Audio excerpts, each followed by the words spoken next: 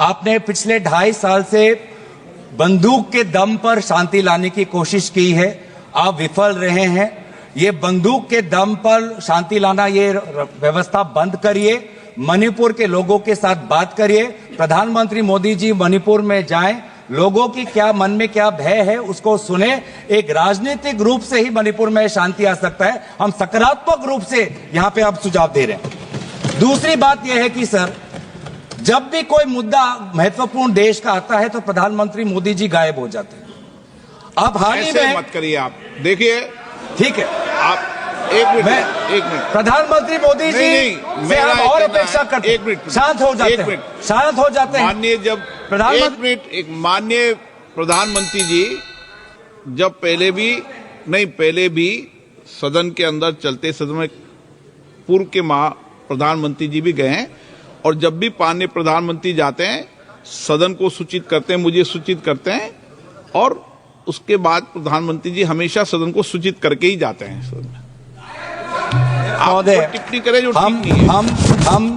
हम प्रधानमंत्री का सम्मान करते हैं और प्रधानमंत्री का सम्मान करते हैं, लेकिन इसमें जब हम वर्तमान प्रधानमंत्री का सम्मान करते हैं तो बार बार पूर्व प्रधानमंत्री पे ये लोग अपमानजनक शब्द क्यों करते हैं और उनके बातें रिकॉर्ड पे क्यों आते हैं, इसका भी आप बाद में सोचिए sir.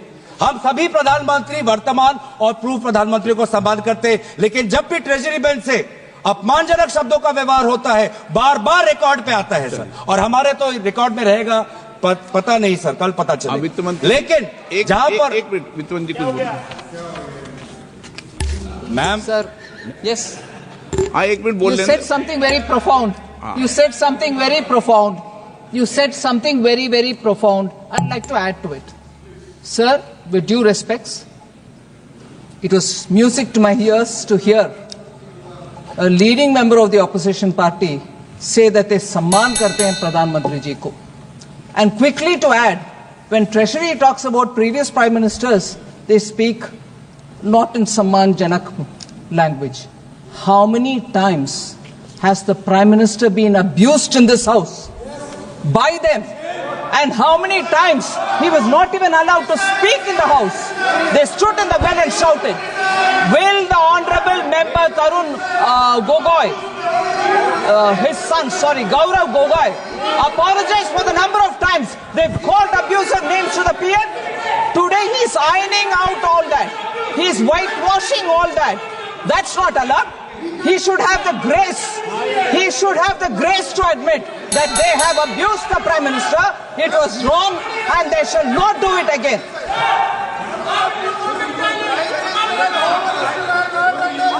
Through you, Honorable Speaker, through you, I request the Finance Minister to read the speech of the Prime Minister during the last session. His entire speech was abusing former Prime Ministers. I have written a letter to you putting on record a number of times he has abused the chair of the former Prime Ministers. So please before pointing fingers, अपने घर में खुद जाके. If it is this very clearly that I have to read the speech, Honorable Finance, I do not expect you. What is this? Stood up here. Honorable, what is this going on? You should not have the patience to listen. Have the patience to listen. You should have the patience to listen. You read through the speech. Have the patience. Look at the way in which all of them are shouting. Now, Look at the way in which all of them are shouting. have the patience. Right? What Gogoi said is wrong? Gogoi said is wrong? Is that what they're saying? Is that what they're saying? If Gogoi had the large-heartedness to say that we should not abuse anybody, what's going on? So that shows the attitude of the Congress party. Gaurav ji, आप budget पे जो कुछ बोले हैं, आप आगे बढ़ो sir. आप तो विषय पर मैं आगे बढ़ना चाहता हूँ। यही आपका स्ट्रेटेजी है, आपका सुनने की ताकत नहीं है। दोबारा ये देखिए, यही स्ट्रेटेजी है, ये है sir. Bar minister with a good spirit to say that we should respect the Prime Minister. None of them will agree. They don't want to agree. I'll get up every number of times that when an honorable member says you respect the Prime Minister, and that should be the attitude there. No, that member is honorable enough, but not the rest. अध्यक्ष महोदय, अध्यक्ष महोदय, इधर अध्यक्ष महोदय, मैं अध्यक्ष महोदय बीच में बोल रहे हैं। अध्यक्ष महोदय, अध्यक्ष महोदय, ओके ओके, अध्यक्ष महोदय, मैं बात इसलिए उठाया हूं क्योंकि आज हमारे देश के सामने हम प्रधानमंत्री मोदी जी को सुनना चाहते हैं, क्योंकि अमेरिका के राष्ट्रपति ने कहा कि अभी भारत और अमेरिका के बीच में जो टैरिफ्स को लेके जो चर्चा हो चुका है उसमें भारत ने कबूल कर दिया है कि टैरिफ घटेगा। ये टैरिफ कहाँ आ गया बीच में इस बिल में? सर टैरिफ क्यों आया मैं बताता हूं। मैं टैरिफ क्यों आता, अध्यक्ष महोदय, मैं आपको आपका प्रश्न में को उत्तर देता हूं। ये टैरिफ इसलिए आता है क्योंकि ये टैरिफ हमारे ऑटोमोबाइल सेक्टर के साथ जुड़ा हुआ है, ये टैरिफ हमारे टेक्सटाइल के साथ जुड़ा हुआ है, ये टैरिफ हमारे जेम्स और ज्वेलरी के साथ जुड़ा है, ये टैरिफ हमारे स्टील नट्स के साथ जुड़ा है, और सबसे महत्वपूर्ण ये टैरिफ हमारे किसानों के साथ जुड़ा है। हमारे किसानों को बचाना है सर, इसीलिए हम जानना चाहते हैं कि भारत सरकार ने कौन से सब्जेक्ट्स पर अब टैरिफ घटाने की बात उन्होंने अमेरिका को सूची किया है। और ये बात तो सर मुझे नहीं लगता कि कॉमर्स मंत्रालय को भी पता होगा, क्योंकि बहुत से चीजें प्रधानमंत्री मोदी जी व्यक्तिगत, उनका पर्सनल मैटर होता है, वो व्यक्तिगत रूप से वो बातचीत करते हैं। प्लीज देश के पक्ष में नहीं है। अब बैठिए, आप देखिए अनपार्लियामेंट्री क्या बोल रहे हैं पार्लियामेंट का, लेकिन जो विषय है जिस पर डिबेट हो रही है उस पर बात करेंगे ना। आप पॉलिटिकल बात करेंगे क्या?